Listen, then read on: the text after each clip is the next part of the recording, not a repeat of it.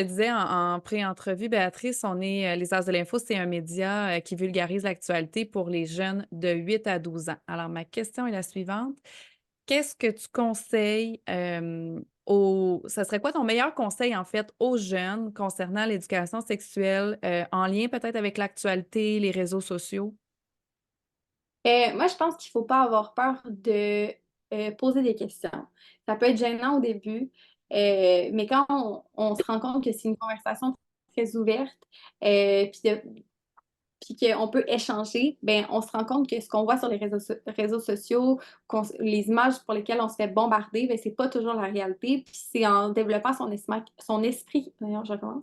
C'est en Prends ton développant temps. son esprit critique, euh, Mmh. qu'on qu'on peut, apprendre, mais qu'on peut aussi se rassurer. Tu sais, j'avais une discussion récemment avec, un homme qui me disait: «Ah, mais vos modèles, tu sais, ça montre une seule sorte de pénis, ça montre une seule sorte de vulve».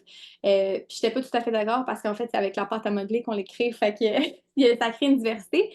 Mais tu sais, il disait: «Pourquoi ça montre un seul modèle?» Mais c'est un modèle hyper réaliste, tu sais, on n'est pas allé avec un pénis extrêmement volumineux, tu sais, comme dans la pornographie, par des organes qui ont été choisis Mmh. par leur particularité spectaculaire. Là.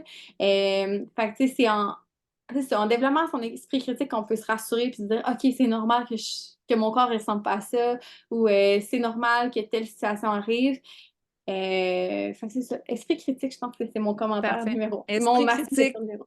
poser des questions aussi, parfait. Oui, c'est Puis, ça. ce serait quoi ton meilleur conseil pour un jeune prof, une jeune prof qui, fait son entrée dans la profession et là, qui se retrouve avec cette charge d'éducation à la sexualité? Qu'est-ce que tu aurais à leur dire? Mais je dirais que vous n'êtes pas seul, que c'est une tâche qui est pas facile pour un enseignant ou un parent, mais qu'il existe une tonne de ressources pour les aider, des ressources gratuites auprès d'organismes locaux, et des produits comme les nôtres qui sont plus pérennes pour l'école. Mais c'est normal de douter, mais une chose est sûre, c'est de ne pas s'avancer sur des choses qu'on ne connaît pas. Faut pas avoir peur de dire: «Hey, sais-tu quoi? Je connais pas la réponse, on va aller voir ensemble» ou «Je vais aller vérifier puis je vais te revenir». Parce que je pense qu'une fois qu'on s'est Mmh. avancé un peu trop loin, c'est dur de revenir en arrière.